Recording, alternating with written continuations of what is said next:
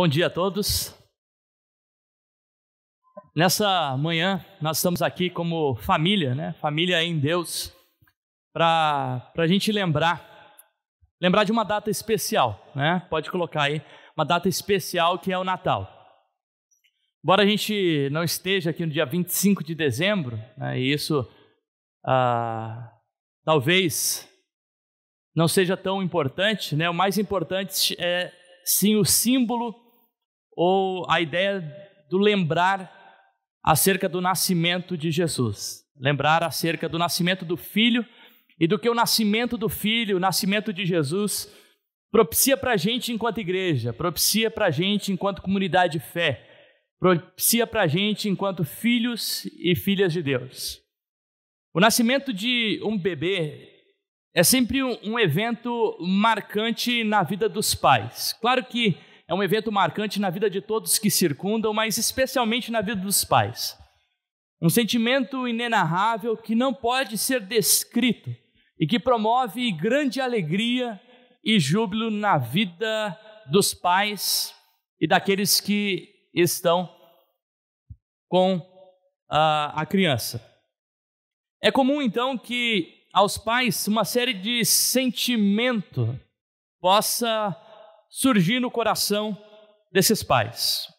Sentimento de ansiedade por esse menino que vai nascer, pela preocupação da saúde, alegria, um amor ainda de uma criança que está sendo gerada no ventre. No entanto, eu gostaria de destacar 3 sentimentos que acredito que está muito ligado ao nascimento do Messias e do menino Jesus. No mundo judaico, e principalmente no contexto do nascimento de Jesus, há um sentimento, primeiro, de expectativa, assim como toda mãe. O sentimento de expectativa é esse sentimento imaginativo, de se pensar como será essa criança, qual será o futuro dela. Será que ela vai nascer saudável? Como vai ser a fisionomia? Qual vai ser a cor dos olhos? Embora a gente possa ter alguma ideia pelas questões genéticas, a expectativa no nascimento de uma criança é sempre algo muito grande.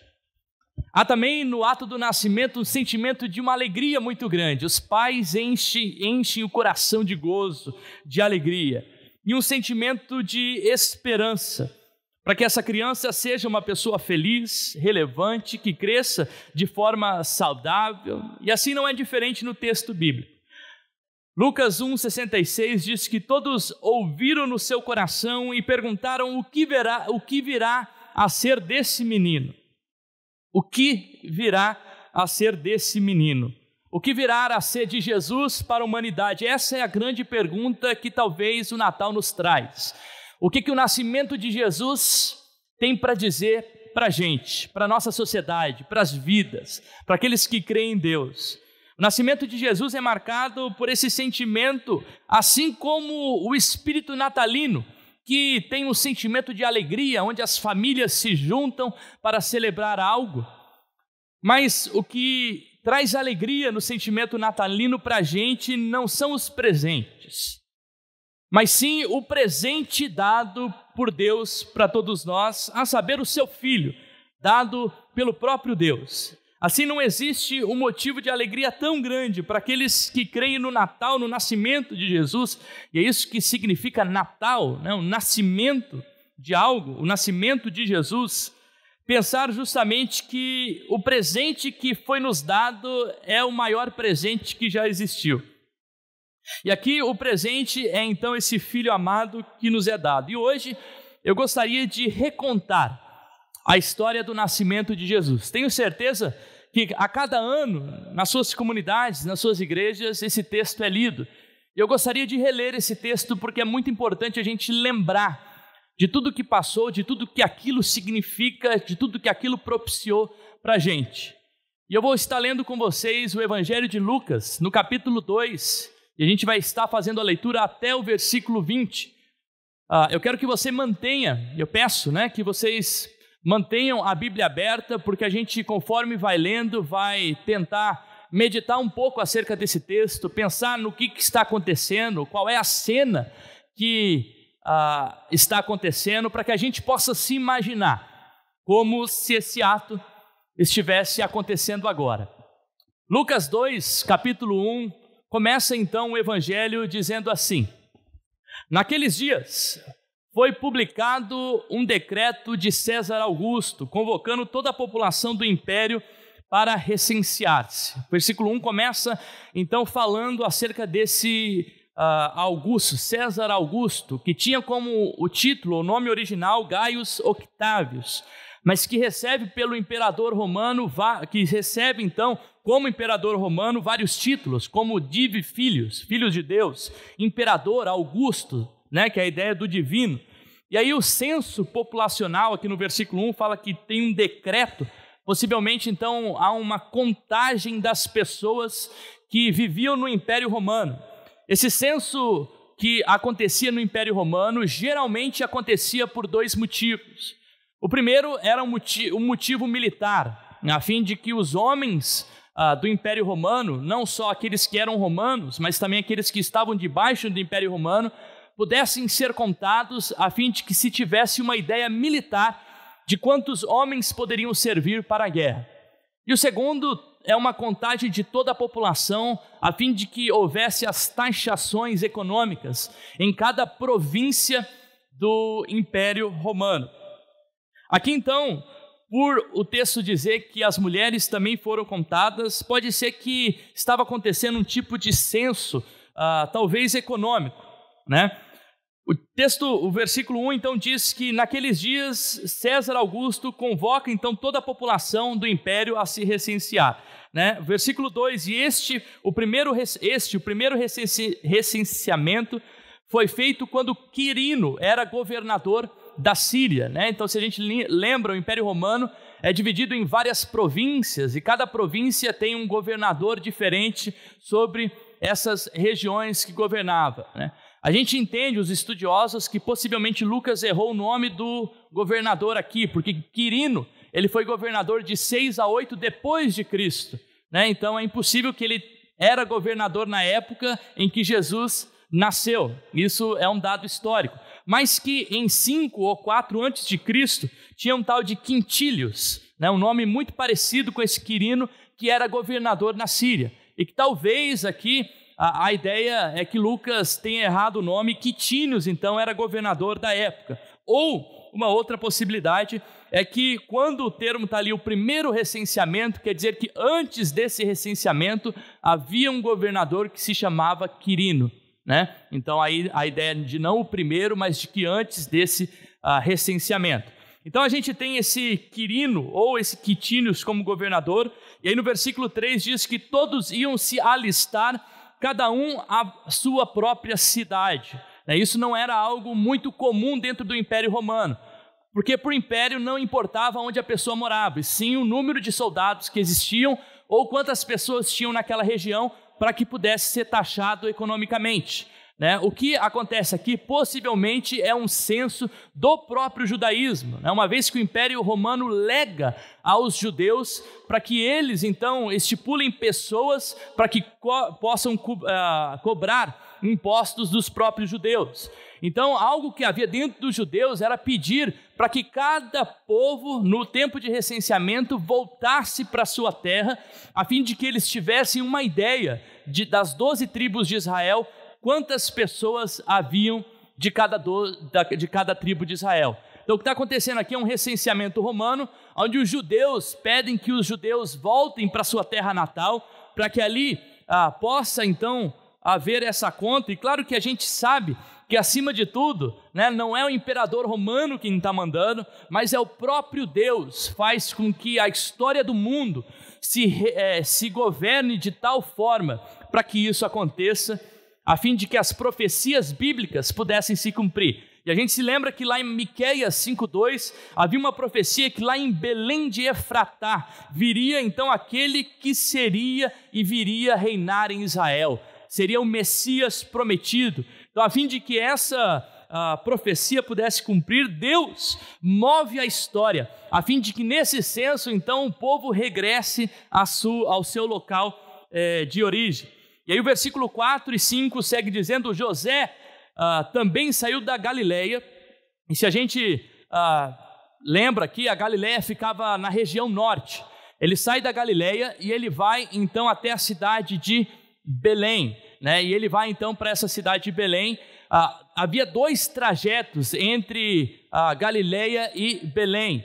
O trajeto mais longo passava por fora da cidade de Samaria e tinha mais ou menos 140 quilômetros, né? Então a gente imagina que esse trajeto não era feito em cima de animais, normalmente era feito a pé, porque somente as pessoas mais abastadas tinham condição de trafegar com animais, e não era o caso da família de Jesus.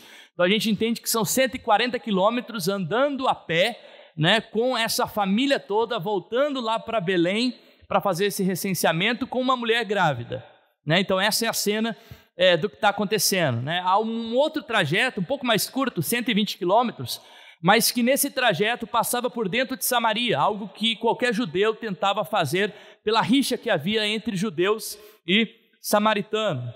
Então o que acontece é que eles chegam então à cidade de Belém, cerca de 1 a 2 semanas de viagem de a pé.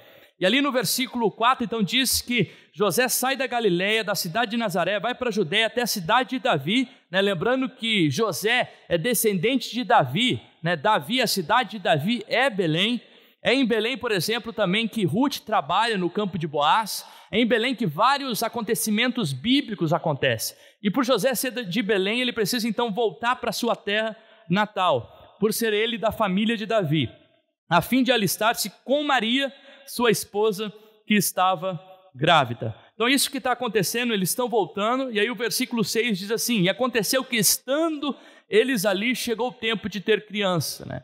Ao contrário do que a gente normalmente imagina a cena de Natal, os pais de Jesus chegando na cidade de Belém, né, e tendo lá uma placa na hospedaria, né, não há vagas aqui, né, não parece que essa é a cena do que está acontecendo. O versículo 6 diz que eles já estavam ali durante um tempo, né? Se era a cidade natal de José, possivelmente ele tinha ali muitos parentes, amigos, né, e local para repousar, né? A grande questão aqui parece que o nascimento de uma criança não poderia ser realizado nestes locais ou nessas hospedarias. Então não havia um local específico para o nascimento de Jesus. E a gente pode imaginar aqui que a cidade de Belém está cheia de pessoas, já que está acontecendo um recenseamento, as pessoas estão voltando, as hospedarias estão cheias, e aí chega então no versículo 6 e diz que acontece ali, chega o tempo de ter a criança. Então eles estavam ali possivelmente na casa de algum parente, de algum amigo, e aí quando chega a época de ter essa criança, parece que não há uma hospedaria ou um local para que Jesus possa nascer. E aí o versículo 7 diz: então Maria deu à luz ao seu primogênito, enfaixou o menino e deitou numa manjedoura, porque não havia para eles lugar na hospedaria, né? Primeiro lembrando que, diferente da nossa ideia de hospedaria, né, aqui não são hotéis, né, de 3, 4, 5 estrelas. Havia vários tipos de hospedarias no mundo judaico. O mais comum era um tipo de hospedaria que ficava normalmente nas rodovias romanas, e eram casas então já feitas para hospedagem de viajantes. Então essas pessoas, era como se fosse um estábulo aberto, embaixo ficavam os animais, e aí na periferia, no andar de cima, havia vários quartos para que esses passageiros, esses viajantes pudessem então dormir. Então diz a cena que Jesus chega numa hospedaria pública dessa, Maria e José chegam numa hospedaria dessa e não havia então local para o seu nascimento. A tradição, então, Justino Marte, no ano 131, ele escreve que Jesus nasce então numa caverna ou numa gruta que fica ali próximo ao campo dos pastores. E se a gente vai na cidade de... eu nunca fui, né, mas eu olhei na internet. Se a gente vai lá, a gente observa que em cima desse local hoje está construído a Igreja da Natividade. E aí embaixo da Igreja da Natividade tem algumas cavernas que as pessoas dizem que pertenciam aos pastores, que os anjos vão se revelar. E aí então Jesus provavelmente teria nascido nessas cavernas, que também era um local onde os animais repousavam.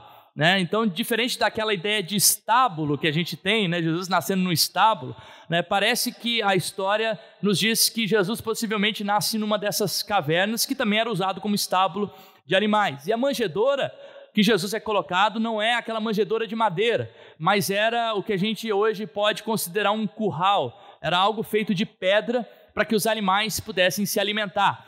Então, nesse curral chamado de manjedoura, feito de pedra, é colocado então, e Jesus então é colocado nessa manjedoura. Então, essa é a cena que está acontecendo. Jesus nasce nesse lugar impróprio, né? E é interessante aqui, se a gente observar o que está acontecendo no texto, né? Versículo 8 e 9 diz assim: havia naquelas regiões pastores que viviam nos campos e guardavam os rebanhos durante a vigília da noite. E um anjo do Senhor desceu onde eles estavam, e a glória de Deus brilhou, e ficaram todos cheios de grande temor, né? Então, naquela região, perto da gruta, havia alguns pastores, né? Não era em dezembro, sinto decepcioná-los. Dezembro é uma época de inverno em Israel, onde as temperaturas são baixíssimas e onde os pastores não cuidam das ovelhas à noite, né? Essas ovelhas são guardadas nos seus currais, nos estábulos durante a noite. Então é propício que o nascimento de Jesus tenha acontecido entre maio a setembro, outubro, e a gente não sabe precisar uma data específica, né? Conveniou-se posteriormente na história que a gente celebrasse o nascimento de Jesus no dia 25 de dezembro, né? Mas a importância maior é que a gente possa lembrar do símbolo, né? Do nascimento desse filho, do nascimento do Filho de Deus, que é nos dado então. E é curioso como essa cena acontece, né? Se a gente pudesse imaginar a cena de um Messias, de um Deus vindo à terra, talvez a gente imaginaria esse Deus descendo num grande castelo em Roma, né? Ou nascendo de uma família imperial, nascendo numa cidade grande, de uma família abastada, de uma família rica, e Deus se revelando aos reis, porque havia nascido o grande rei de todos, o Senhor dos senhores. Não, a cena do nascimento de Jesus é totalmente avessa a isso. Jesus nasce de uma família pobre, e isso a gente consegue averiguar no final do capítulo 2, onde diz que a família de Jesus, Maria e José, ofereceram 2 pombinhas, e segundo Levíticos, 2 pombinhas era a oferta de uma família pobre, ou seja, possivelmente então era uma família pobre, tanto que não havia nem local para o seu nascimento. Diz a história que a túnica que Jesus teve durante a vida toda, se a gente acompanha durante os evangelhos, né, a tradição diz que no dia do nascimento de Jesus, que eles chegam na hospedaria e não tem lugar para eles, havia ali um senhor muito rico, né? Isso, claro, não é canônico, né? Mas a gente pode imaginar. Havia um senhor muito rico que se compadeceu de Maria e de José e que doa então essa túnica a fim de que Jesus pudesse nascer naquela noite. E essa viria então ser a túnica que Jesus utilizaria durante todo o seu ministério, durante toda a sua vida. Ou seja, um bebê que não tem um local de nascimento, um bebê que não nasce de uma família rica, nasce nos locais onde os animais ficavam, um bebê que nasce na cidade de Belém, que é um vilarejo, onde não tem nada, um vilarejo onde ninguém espera que venha nada. Tanto que quando falam a respeito de Jesus, perguntam, né, o que pode vir de bom em Jesus? Então, quando nós vemos aqui o que está acontecendo a cena, esse nascimento de Jesus, o Evangelho de Mateus narra então a vinda dos magos ou dos astrólogos, né, alguns dizem, Jesus nascendo entre 5 e 4 antes de Cristo, né, porque há um erro no calendário, então possivelmente Jesus nasce entre 5 e 4 antes de Cristo, né, e morre ali em 28, 29 depois de Cristo. E eu quero focar aqui no versículo 11 com vocês, onde diz assim, é que hoje, na cidade de Davi, lhe nasceu o Salvador, que é Cristo o Senhor, né? Tudo isso que a gente contou aqui como um preâmbulo acerca da vida e do contexto do que estava acontecendo, só tem a sua importância por conta do versículo 11. Porque o versículo 11 conta então acerca da essência e da identidade de quem Jesus era. Diz então que naquela cidade havia nascido então o Salvador, Cristo o Senhor. E aqui eu gostaria de olhar então para o nascimento de Jesus, esse nascimento que traz esperança, expectativa e grande alegria a partir de 3 perspectivas. Primeiro, do Jesus enquanto pessoa, enquanto ser humano. O Jesus que nasce de um ventre materno, que é um bebê, que depois de um bebê se torna uma criança, depois de uma criança se torna um jovem, um adolescente, um jovem, um adulto, até então que passa pela cruz e morre. Capítulo 2, versículo 52 diz que Jesus crescia em graça, conhecimento e estaturas diante de Deus e dos homens. A gente não tem muitos dados acerca da infância de Jesus, né? Nas narrativas bíblicas, o que a gente encontra é o seu nascimento. Depois do seu nascimento, parece que Maria vai então com José para a região do deserto, morar naquela região, porque o imperador, o governador ali da época, faz uma espécie de uma campanha contra o nascimento de Jesus e mata todos os bebês. Então precisa se refugiar, onde os historiadores dizem que possivelmente Jesus tenha crescido ali na comunidade essênica, que era uma comunidade do deserto, onde João Batista possivelmente também fazia parte, primo de Jesus, né, dessa comunidade. E depois, então, Jesus regressa à sua terra, né? Isso, claro, a gente está pensando no que pode ter acontecido. A próxima cena que nós temos da vida de Jesus é aos 12 anos de idade, quando Maria está voltando para a cidade de Jerusalém, e ali então Jesus fica, no meio do caminho se perde. Imagino que esteja viajando com muitas pessoas, familiares, amigos, né? E aí os pais não estão preocupados, parece então que Jesus se perde. E aí quando Maria vai atrás de Jesus, ele está ali debatendo com os mestres da lei, então uma criança que já conhecia as Escrituras. Além disso, a gente não tem muito acerca da vida de Jesus, mas o que a gente tem na história é primeiro que Filipenses 2, 5, 11 diz que então Jesus, sendo o próprio Deus, não teve como usurpação ou não teve como privilégio de ser como Deus, antes esvazia-se a si mesmo, se humilha e desce à terra como ser humano. Não basta descer como ser humano, desce como servo. Não basta descer como servo, desce como escravo. Não basta descer como escravo, é então condenado a uma morte que era dada a bandidos, que é uma morte de cruz, né? Então a cena que nós temos aqui é de um Jesus que, como ser humano, viveu todos os sentimentos e expectativa que um ser humano tem. Um Jesus que chora a morte de um amigo, né, de Lázaro que morre. Um Jesus que se alegra quando as crianças se aproximam dele. Um Jesus que a sua vida, como diz os evangelhos, tem a ver com a proclamação do reino de Deus. Um Jesus que vive como ser humano, 100% ser humano, e que desenvolve todo o seu ministério debaixo da dependência do Espírito Santo. A humanidade de Jesus, então, nos coloca primeiro nesse desafio de olharmos Jesus como esse menino que nos nasceu. A boas novas lá de Isaías 9,6, um menino nos nasceu. Desse menino que nasce e que se cria e como ser humano nos se coloca como modelo para que a gente possa viver a nossa vida. Se coloca como modelo de alguém que vive debaixo da autoridade do Espírito Santo e que vive a sua vida para cumprir o propósito que Deus tem para ele.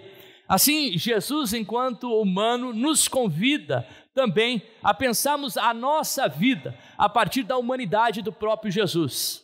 Alguém que se compadeceu, alguém que chorou, alguém que viveu o extremo, mas foi obediente e obediente até a morte de cruz. O Natal nos lembra do nascimento desse filho, desse menino, desse ser humano que nos traz e que transforma toda a história do mundo, e não só a história do mundo, transforma as nossas vidas em específico. Além disso, também o texto nos aponta não apenas para Jesus enquanto menino, mas para Jesus como Salvador. E nasceu o Salvador, um termo pouco usual para Jesus, que apenas aparece 3 vezes no Novo Testamento, mas que o seu substantivo, salvação, é aplicado para a pessoa de Jesus e a sua obra durante todo o Novo Testamento. O Salvador no Antigo Testamento era relegado à imagem de Deus, aquele que livrava o seu povo dos perigos iminentes. O Deus que livrava o povo das suas guerras, das suas inimizades, que protegia o povo dos perigos, físicos que esse povo enfrentava.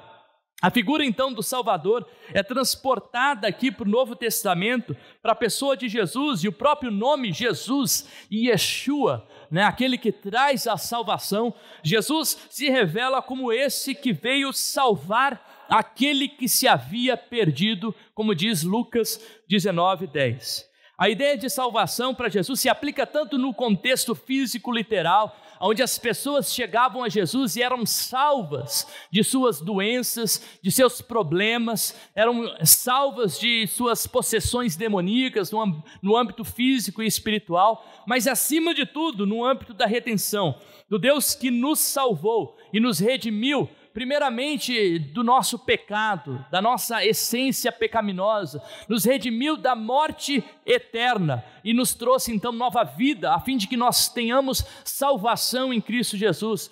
Antes, sem Jesus, condenados à morte, condenados ao inferno, condenados à vida na escravidão pelo pecado, Jesus então nos salva. E o ato de salvação de Jesus propicia para cada um de nós uma nova realidade, que é a realidade redentora em Cristo Jesus. Jesus então traz salvação para a sua igreja. A identidade do Salvador é já revelada desde o nascimento. Jesus nasce e ali então nasce o Salvador, aquele que viria redimir a humanidade de todos os seus pecados. A mensagem do Natal é sim a mensagem acerca desse presente, o presente dado por Deus, o presente dado para a humanidade, o seu próprio Filho, a fim de que nós pudéssemos ser salvos dos nossos pecados, salvos da morte eterna e salvos para viver uma vida com Cristo Jesus. Assim então, olhando para o nascimento e para essa ideia ou para essa figura, para essa época do Natal, nós então nos espelhamos na figura do Jesus enquanto menino, enquanto ser humano que vive a sua vida, do Jesus enquanto Salvador que nos dá uma nova identidade de salvação, de povo redimido, e de Jesus como Cristo Senhor. Uma combinação em comum utilizada apenas por Lucas, utilizando esses dois termos, que pode aqui, esses termos compostos, apresentar Jesus como esse Messias, como esse Christos, como esse ungido de Deus, como esse que era esperado pelo povo judeu, esse que regiria o povo judeu, como diz as profecias do Antigo Testamento. E aí a gente tem várias profecias do Antigo Testamento que apontavam para a vinda do Messias. Gênesis 3,15, desse filho que esmagaria a cabeça da serpente e que nos traria uma nova realidade. Gênesis 12 diz que ele viria da semente de Abraão. A serpente no deserto, onde prefigura a vinda de Jesus. Deus, o nascimento de uma virgem, nós temos em Isaías 7,14 e tantas outras profecias no Antigo Testamento que apontam então para Jesus como esse Messias. Dizer que Jesus é o Cristo é dizer que ele é esse Messias esperado, esse que já era predito lá desde o Antigo Testamento da Bíblia hebraica, esse que os judeus criam que veriam, mas que não creram na pessoa de Jesus quando ele veio, talvez por ter nascido de uma família tão insignificante, numa região tão insignificante e de uma forma em que não se era esperado. A figura messiânica esperada era a figura de alguém que regiria com poder, alguém que governaria Israel e faria com que todo mundo estivesse sob o jugo desse Messias. Mas quando esse Messias, ele vem, então, se revelar, a imagem que nós temos, então, é desse Messias que traz a salvação e que traz plena paz. Não apenas ele é Messias, esse Cristo esperado, mas, por fim, ele também é o nosso Senhor. E Senhor, o Kyrios, era um termo dado apenas para o imperador, para dizer que ele era alguém que tinha esse título divino, de Senhor, e que dominava todo o império. Quando nós dizemos que Jesus é o nosso Kyrios, que Jesus é o nosso Senhor, nós dizemos que ele está no controle, que ele possui autoridade sobre a nossa vida, que a nossa vida já não nos pertence mais, mas que a nossa vida está debaixo do domínio de um Senhor, e o domínio é do Senhor Jesus Cristo, que a vontade já não é mais a vontade que a gente coloca sobre a nossa vida, mas que é a vontade do nosso Senhor, a vontade daquele que governa sobre os seus súditos e sobre os seus filhos. A partir então de Lucas 2, a gente olha para a cena desse menino que nasce, como homem, modelo de vida, que nasce como Salvador da humanidade, o Messias esperado e o Senhor. Jesus, como homem, apresenta um modelo perfeito de vida. Jesus, como Salvador, apresenta a sua verdadeira missão. Jesus, como Messias, apresenta a sua identidade. E Jesus, como Senhor, apresenta o seu domínio sobre a nossa vida. E eu gostaria de finalizar esse momento lendo o restante do texto de Lucas 2, do versículo 12 a 20, para que a gente possa ter a cena completa do que está acontecendo do nascimento de Jesus. E diz lá o versículo 12: isto vos servirá de sinal. Vocês encontrarão uma criança envolta em faixas e deitada numa manjedoura. E de repente apareceu com um anjo uma multidão de exército celestial, louvando a Deus e dizendo: glória a Deus nas alturas, paz na terra entre os homens a quem Ele quer bem. Quando os anjos se afastaram deles e voltaram para o céu, os pastores disseram uns aos outros: vamos até Belém e vejamos os acontecimentos que o Senhor nos deu a conhecer. Foram depressa, encontraram Maria e José e a criança deitada numa manjedoura. Vendo isso, divulgaram aquilo que havia sido dito a respeito desse menino. Todos ouviram e se admiraram com as coisas relatadas pelos pastores. Maria, porém, guardava essas palavras, meditando-as no coração. E os pastores voltaram, glorificando e louvando a Deus por tudo o que haviam ouvido e visto, e como isso lhe havia sido anunciado. Jesus é o nosso Natal. Jesus é o presente de Deus dado ao mundo.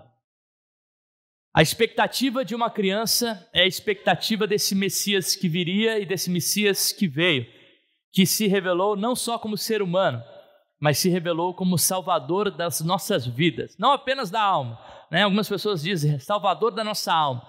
Jesus não vai redimir apenas a nossa alma, nós teremos um corpo glorificado. A palavra de Deus diz que toda a terra anseia com gemidos, esperando a redenção. Toda a natureza será redimida pelo Cristo Jesus. Ou seja, Jesus como Salvador irá redimir todas as coisas que o pecado danificou. Jesus como Messias se apresenta a nós. E Jesus como Senhor pede que nós colocamos a nossa vida debaixo do seu domínio, debaixo da sua vontade, debaixo da sua autoridade, a fim de que nós possamos experimentar assim a boa, perfeita e agradável vontade de Deus. Deus, Jesus, é o nosso Natal. Que a gente possa sempre se lembrar disso na nossa vida. E nesse momento, eu gostaria de convidar aqueles que estão presentes aqui e que se sentem parte, né, do corpo de Cristo, se sentem parte e são filhos de Deus. Primeiro, eu quero dar uma mensagem para aqueles que talvez ouviram tudo que foi dito e isso lhe soa estranho nos seus ouvidos. Lhe soa estranho porque o Natal ainda tem a ver com Papai Noel e presentes. Lhe soa estranho porque Natal não tem a ver com Salvador, não tem a ver com salvação, não tem a ver com redenção, não tem a ver com Jesus, não tem a ver com nada disso que foi predito. E porventura toda a sua vida, né, a gente viveu a nossa vida ausente disso, ausente da presença, ausente de Jesus, ausente daquilo que nos traz esperança, daquilo que nos traz gozo, daquilo que nos traz verdadeira vida. Eu te convido a nesse dia, para que você possa tomar uma decisão, e essa decisão é que Jesus seja o Salvador da tua vida, Que Jesus seja o Senhor da tua vida, que Jesus seja o Messias esperado, que Jesus seja aquele a quem anseia e preenche toda a lacuna da tua alma. E se você sentiu no seu coração de que essa mensagem é para você, eu quero que você simplesmente no seu lugar levante as suas mãos e depois do culto venha conversar comigo. Eu quero que você levante as suas mãos para que depois nós possamos conversar, né, e dizer realmente sobre o que é essa decisão de colocar Jesus como Senhor e Salvador da sua vida. Levante as suas mãos se você quer tomar nessa manhã essa decisão de colocar Jesus como Senhor da sua vida, como Salvador da tua existência.